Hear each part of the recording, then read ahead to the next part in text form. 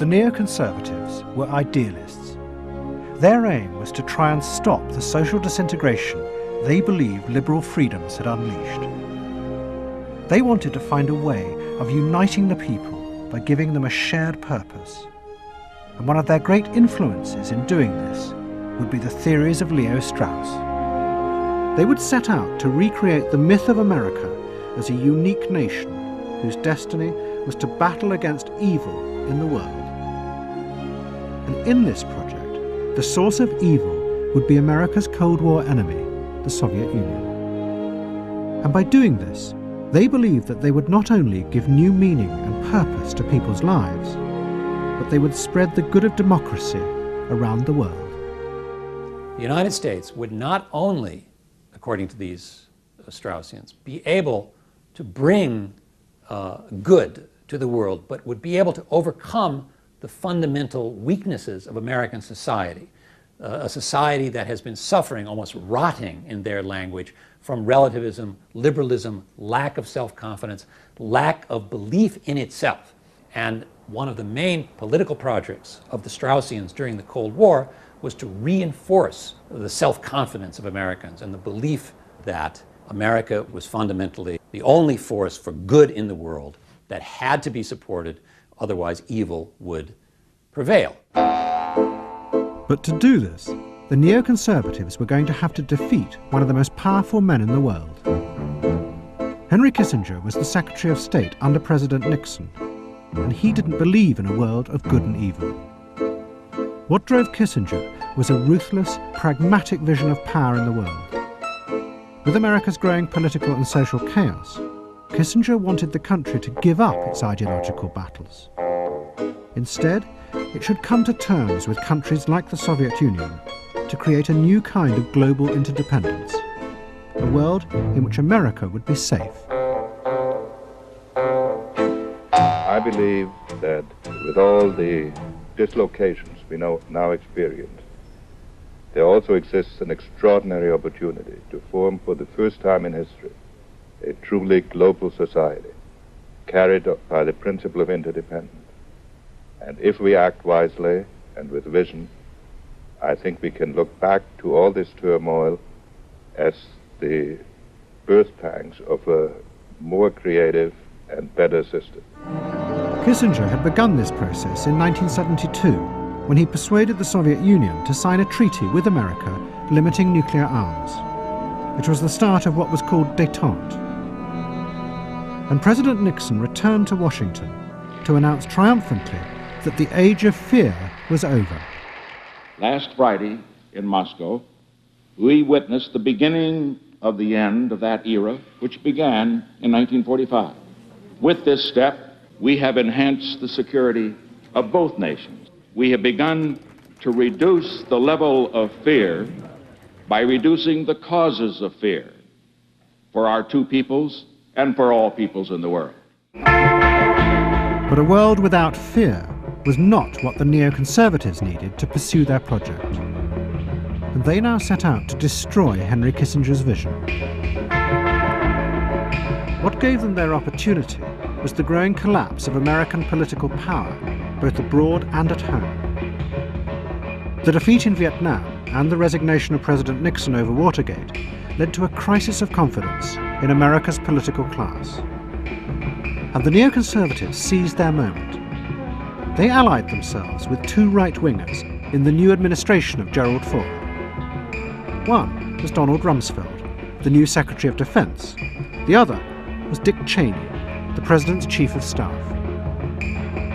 Rumsfeld began to make speeches alleging that the Soviets were ignoring Kissinger's treaties and secretly building up their weapons with the intention of attacking America.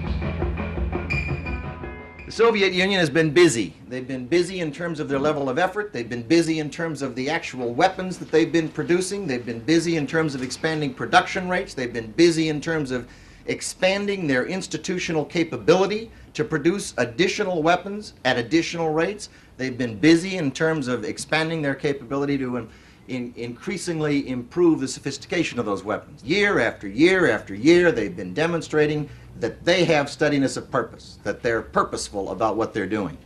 Now, your question is, what ought one to be doing about that? The CIA and other agencies who watched the Soviet Union continuously for any sign of threat said that this was a complete fiction. There was no truth to Rumsfeld's allegations. But Rumsfeld used his position to persuade President Ford to set up an independent inquiry. He said it would prove that there was a hidden threat to America. And the inquiry would be run by a group of neoconservatives, one of whom was Paul Wolfowitz. The aim was to change the way America saw the Soviet Union. And Rumsfeld won that very intense and tense political battle that was waged in Washington in 1975 and 1976. Now, as part of that battle, Rumsfeld and others, people such as Paul Wolfowitz, wanted to get into the CIA, and the mission was to create a much more severe view of the Soviet Union, Soviet intentions, Soviet views about fighting and winning a nuclear war. The neoconservatives chose as the inquiry chairman a well-known critic and historian of the Soviet Union called Richard Pipes. Pipes was convinced that whatever the Soviets said publicly, secretly they still intended to attack and conquer America. This was their hidden mindset. The inquiry was called Team B, and the other leading member was Paul Wolfowitz. And the idea was then to appoint a group of outside experts who have access to the same evidence as the CIA used to arrive at its conclusions and see if they can come up with a different conclusion. And I was asked to chair it, because I was not an expert on nuclear weapons. I was, if anything, an expert on the Soviet mindset, but not on the weapons. But that was the real key, was the question of the Soviet mindset. Because the CIA looked only at, they were known as bean counters, they always looked at weapons. But weapons can be used in various ways. They can be used for defensive purposes or offensive purposes. Well, all right, I collected this group of experts and we began to sift through the evidence. Team B began examining all the CIA data on the Soviet Union. But however closely they looked, there was little evidence of the dangerous weapons or defense systems they claimed the Soviets were developing. But rather than accept that this meant the systems didn't exist, Team B made an assumption that the Soviets had developed systems that were so sophisticated they were undetectable. For example, they could find no evidence that the Soviet submarine fleet had an acoustic defense system. But what this meant, Team B said, was that the Soviets had actually invented a new non-acoustic system which was impossible to detect. And this meant that the whole of the American submarine fleet was at risk from an invisible threat that was there, even though there was no evidence for it. They couldn't say that the Soviets had acoustic means of picking up American submarines. Because they couldn't find it. Because they couldn't find it. So they said, well, maybe they have a non-acoustic means of making our submarine fleet vulnerable. But there was no evidence that they had a non-acoustic thing. They're saying, we can't find that they're doing it the way that everyone thinks they're doing it, so they must be doing it a different way. We don't know what that different way is, but they must be doing it. Even though there's no evidence? Even though there was no evidence. So they're saying there that the fact that a weapon doesn't exist doesn't mean it doesn't exist. It just means that we haven't found it. Well, that's important, yes. If something is not there, it's significant. by its absence. By its absence. If you believe that they share your view of strategic weapons and they don't talk about it, then there's something missing, something is wrong. But the CIA wasn't aware of that. What Team B accused the CIA of missing was a hidden and sinister reality in the Soviet Union. Not only were there many secret weapons the CIA hadn't found, but they were wrong about many of those they could observe, such as the Soviet air defenses. The CIA were convinced that these were in a state of collapse, reflecting the growing economic chaos in the Soviet Union. Team B said that this was actually a cunning deception by the Soviet regime.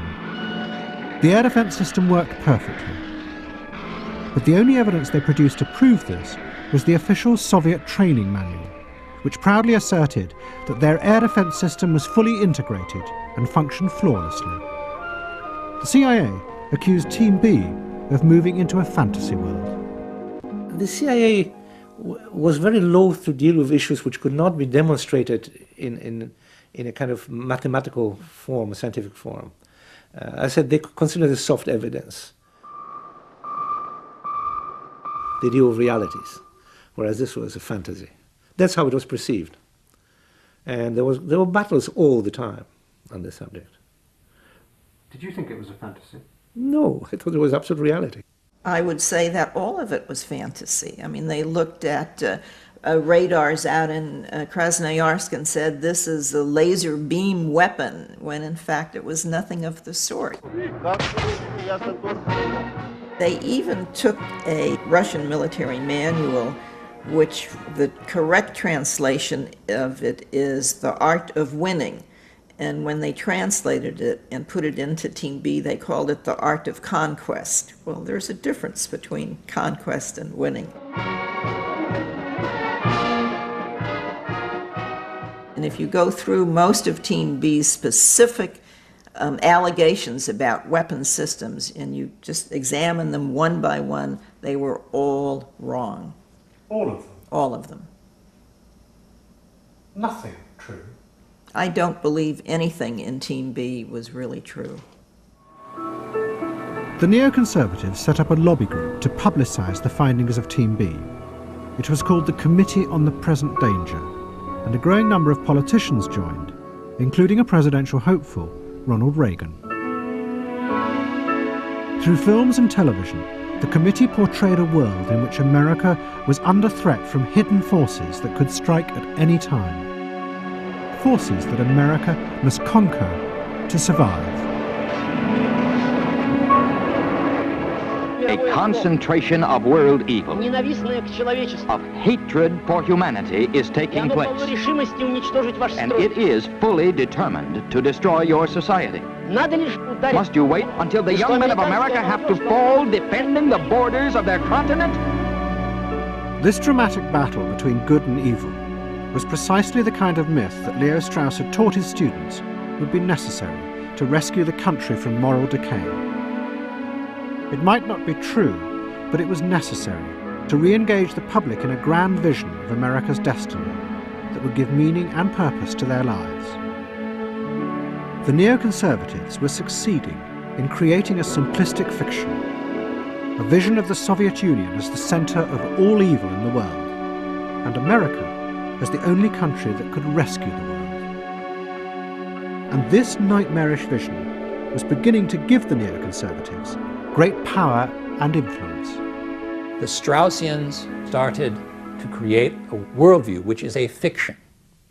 The world is not divided into good and evil. The battle in which we're engaged is not a battle between good and evil. The United States, as anyone who observes understands, has done some good and some bad things, like any great power. This is the way history is. But they wanted to create a world of moral certainties, so therefore they invent mythologies, fairy tales, describing any force in the world that obstructs the United States as somehow satanic or associated with evil. And as they had hoped, many neoconservatives were given power in the new administration. Paul Wolfowitz became head of the State Department policy staff, while his close friend Richard Pearl became the Assistant Secretary of Defense. And the head of Team B, Richard Pipes, became one of Reagan's chief advisors. The neoconservatives believed that they now had the chance to implement their vision of America's revolutionary destiny, to use the country's power aggressively as a force for good in the world, in an epic battle to defeat the Soviet Union. But the neoconservatives faced immense opposition to this new policy. It came not just from the bureaucracies and Congress, but from the President himself. Reagan was convinced that the Soviet Union was an evil force, but he still believed that he could negotiate with them to end the Cold War. Reagan didn't at first quite understand that the aggressiveness is rooted in the system. He had a rather benign view of human beings. He was a very kindly man, and he attributed kind motives to others. There was another form of mirror imaging. And he would say more than one occasion, something like this: if I could just sit down with the Soviet leaders and explain to them that they're following a wrong ideology, and they've adopted the right ideology, they could make the people happy and prosperous. So he said, Mr. President, that is not going to do it. You have to go after the system. Force them to reform the system. It took him a very long time to assimilate this view. To persuade the president, the neoconservatives set out to prove that the Soviet threat was far greater than anyone, even Team B, had previously shown. They would demonstrate that the majority of terrorism and revolutionary movements around the world were actually part of a secret network coordinated by Moscow to take over the world.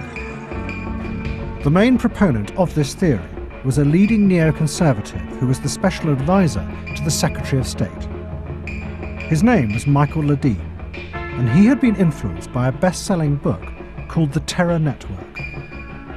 It alleged that terrorism was not the fragmented phenomenon that it appeared to be. In reality, all terrorist groups, from the PLO to the Baader-Meinhof group in Germany and the Provisional IRA, all of them were a part of a coordinated strategy of terror run by the Soviet Union. But the CIA completely disagreed. They said this was just another neoconservative fantasy. CIA denied it. They tried to convince people that we were really crazy. I mean, they never believed that the Soviet Union was a driving force in the international terror network. They always wanted to believe that terrorist organizations were just what they said they were: local groups trying to avenge terrible evils done to them, or trying to rectify terrible social conditions or things like that. I mean, CIA really did buy into the rhetoric. I don't know what their motive was. I don't know what people's motives are, hardly ever. And I don't much worry about motives. But the neoconservatives had a powerful ally. He was William Casey, and he was the new head of the CIA. Casey was sympathetic to the neoconservative view, and when he read the Terror Network book, he was convinced. He called a meeting of the CIA's Soviet analysts at their headquarters and told them to produce a report for the president that proved this hidden network existed. But the analysts told him this would be impossible, because much of the information in the book came from black propaganda the CIA themselves had invented to smear the Soviet Union. They knew that the terror network didn't exist, because they themselves had made it up. And when we looked through the book, we found very clear episodes where CIA black propaganda, clandestine information that was designed under a covert action plan to be planted in European newspapers, were picked up and put in this book. A lot of it was made up, right? It was made up out of whole cloth. You told him this? We told him that, point blank. And we even had the operations people to tell Bill Casey this. I thought maybe this might have an impact, but all of us were dismissed. Casey had made up his mind. He knew the Soviets were involved in terrorism, so there was nothing we could tell him to disabuse him. Lies became reality. In the end, Casey found a university professor who described himself as a terror expert, and he produced a dossier that confirmed that the hidden terror network did in fact exist. Under such intense lobbying, Reagan agreed to give the neoconservatives what they wanted. And in 1983, he signed a secret document that fundamentally changed American foreign policy. The country would now fight covert wars to push back the hidden Soviet threat around the world. The specter of Marxist-Leninist controlled governments with ideological and political loyalties to the Soviet Union poses a direct challenge to which we must respond. They are the focus of evil in the modern world. It was a triumph for the neoconservatives. America was now setting out to do battle against the forces of evil in the world. But what had started out as the kind of myth that Leo Strauss had said was necessary for the American people increasingly came to be seen as the truth by the neoconservatives. They began to believe their own fiction. They had become what they called democratic revolutionaries, who were going to use force to change the world. we were aiming for an expansion of the zone of freedom in the world. And in part that had to do with fighting communism, and in part it had to do with fighting other kinds of tyrannies. But that's what we were about. It's what we're still about.